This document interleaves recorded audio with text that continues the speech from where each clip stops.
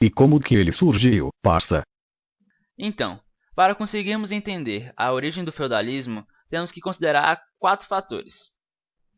Primeiro, o Império Romano estava em decadência, causada principalmente pela crise no sistema escravista. O segundo fator é que os povos bárbaros da Germânia, em busca de novas terras para a produção agrícola, iniciaram a partir do século IV e V o processo de conquista territorial sobre as regiões do decadente Império Romano. Outro fato foi que, a partir do século VIII, os povos árabes começaram a invadir a Europa, resultando na retração do comércio marítimo em razão do bloqueio do litoral do Mar Mediterrâneo. E ainda teve outro fator que agravou ainda mais, foi que os povos do norte, mais conhecidos como vikings, promoveram uma série de invasões nos reinos dos bárbaros para praticarem saques, aprofundando o pânico e a instabilidade na sociedade europeia. Nossa, brother, eu que não queria viver na Europa nesse período. Era conflito para todo lado. Sim, e essa instabilidade fez com que as pessoas se mudassem da cidade para o campo. E as pessoas começaram uma relação social com os grandes proprietários de terra, onde esses proprietários ofereciam proteção e uma parte de suas terras, e essas pessoas podiam trabalhar, porém tinham que pagar impostos por meio de produtos ou trabalhos. Foi então que surgiu o feudalismo. Acho que entendi como surgiu o feudalismo, mas por que esse nome? Esse nome vem da palavra feudo, que era o nome dado a uma grande área de terra que era constituída por várias instalações, como o castelo, a vila servil, a igreja, o moinho, o forno, entre outras instalações. E como que eles desenvolviam a economia? A economia feudal era baseada na prática agrícola, em que grande parte era voltada para o consumo próprio. Os servos se comprometiam a trabalhar gratuitamente, porém tinham que pagar alguns tributos, que deveriam ser pagos com trabalho ou produtos. Entre eles, podemos destacar: corvéia, trabalho gratuito dos servos nas terras senhoriais, geralmente exercido em 3 dias da semana. Talha, tributo correspondente a 50% da produção das terras servis ao proprietário do feudo. Banalidade, tributo cobrado pela utilização das instalações do feudo, como moinhos, celeiros, forno, entre outros. E, além desses, ainda tinham ainda mais impostos que os servos deveriam pagar ao seu senhor feudal. Nossa, tanto imposto assim. Tem certeza de que eles não estavam no Brasil? Sim, eles estavam na Europa, né? E mesmo com o fim do trabalho escravo, muitos servos viviam ainda com muito pouco. Mas se esses servos se esforçassem, poderiam ter melhores condições de vida, não é mesmo? Infelizmente não.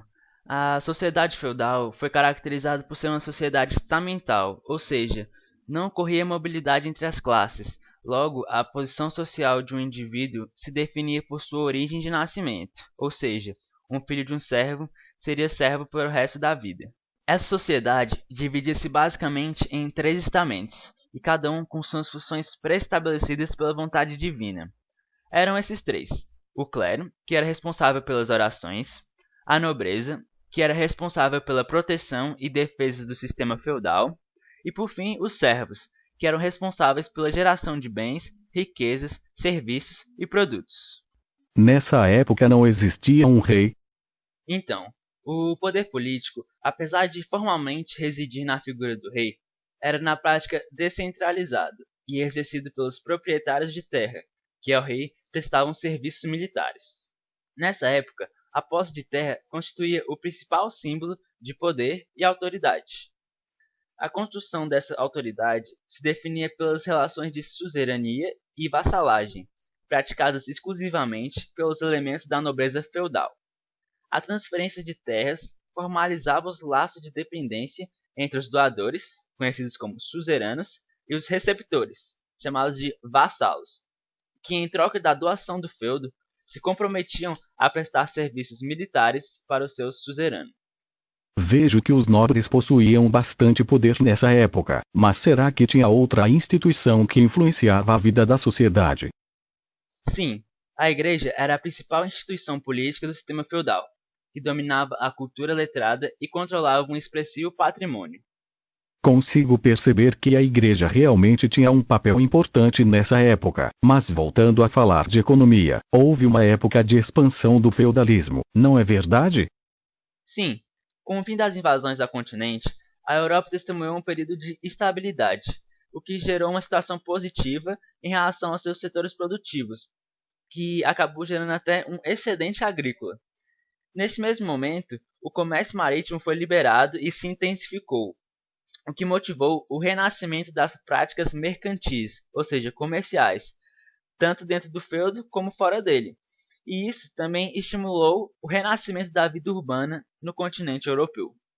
Compreendo melhor agora, mano, mas fiquei sabendo que houve também uma crise no feudalismo.